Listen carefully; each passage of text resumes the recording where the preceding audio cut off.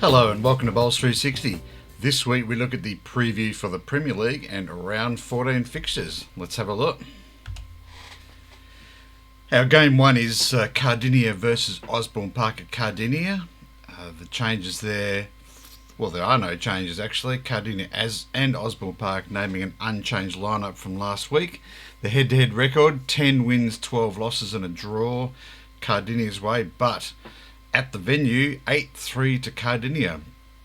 A very good home ground record there, especially against Osborne Park. They've always been tough to beat at Cardi. It seems Osborne Park have quite difficulties winning there. It's 8th versus 6th. Osborne Park are playing well. They're getting some good scores. They don't seem to be climbing up the ladder. The points difference between them and second is quite tight, but they're still sitting in 6th spot.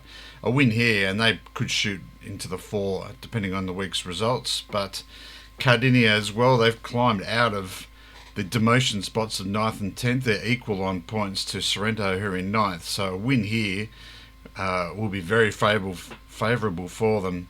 They would love to get the points at Osborne Park. Probably going to tend to lean towards Cardinia, the home side here, based on that home ground record and their will to win or want to win this round. Game 2 sees Cambridge versus Sorrento. Changes there. Cambridge none. Sorrento have dropped Phil Potts. In comes Peter Morgan. It is 3rd versus 9th. As mentioned about Sorrento, they've dropped into the 9th position there on percentage. They are equal on points to Cardi in 8th. So they'll be wanting to win here. The head-to-head record, isn't this interesting? 4 wins, 7 losses to Cambridge. And at the venue, it's 2-3 record Sorrento's way.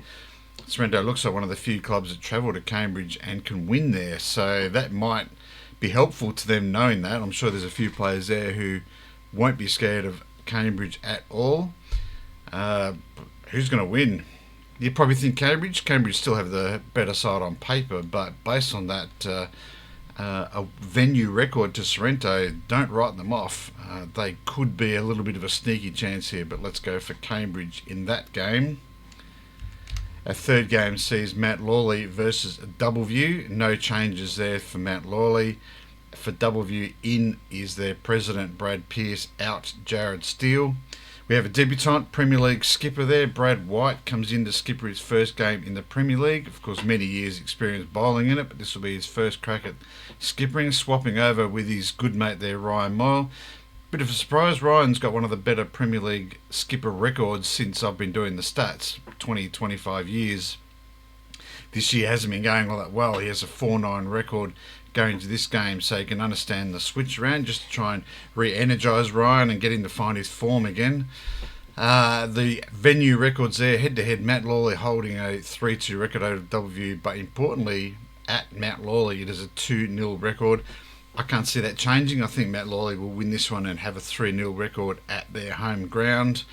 It really interesting game for Doubleview. They have they're in the bottom 2 for a long part of the first half of the year, but they've crawled out of it and now sort of a slim outside chance to making finals. So they will certainly be wanting to win here.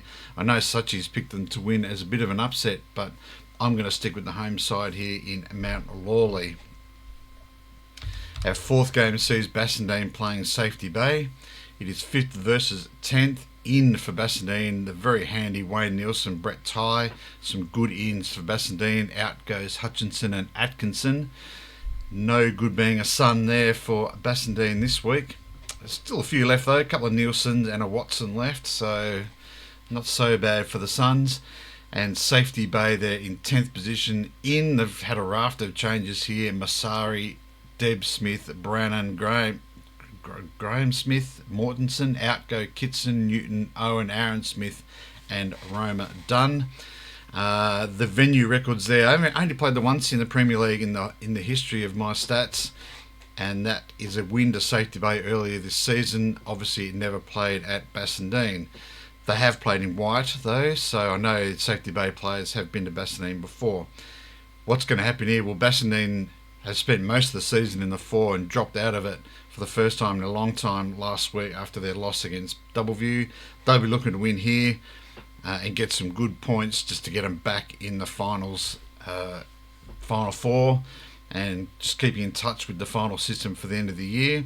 I think they will. I'm a bit biased being a Basildon player, but they should win this game.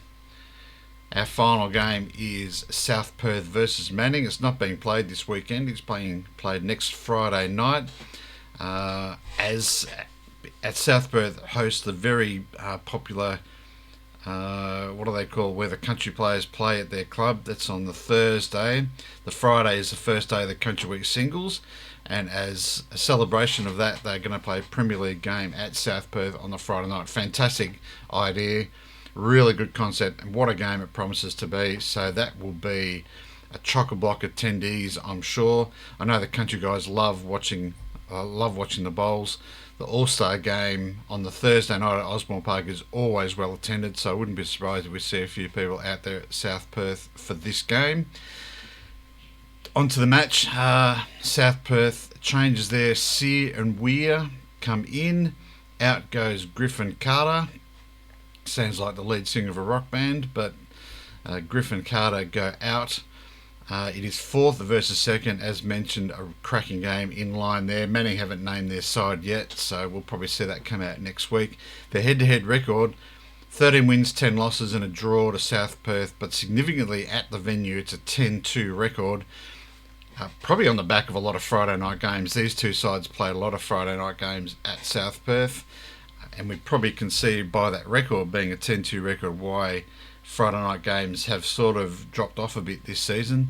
Matt Lawley's certainly trying to get a lot of Friday nights, South Perth, but that has dropped away. So it's a shame. I would like to see more Premier League games on a Friday night. It's almost like they should be mandated in some way, that Bowlsaway can say, well, you're going to play on a Friday night for the betterment of the game. But that's not to be. At this game, one of the few Friday night games, so I encourage everyone to go along and attend that game and see what happens. I think South Perth will win, but we'll pass judgment on that next week when we know more. Alright, and that brings us to the end of this week's preview of our round 14 fixtures in the Premier League. Good luck everyone, and hope you all have a good game of bowls. Don't forget to like and subscribe the video and the channel. All your support is most welcome. Thanks again, and we'll see you later.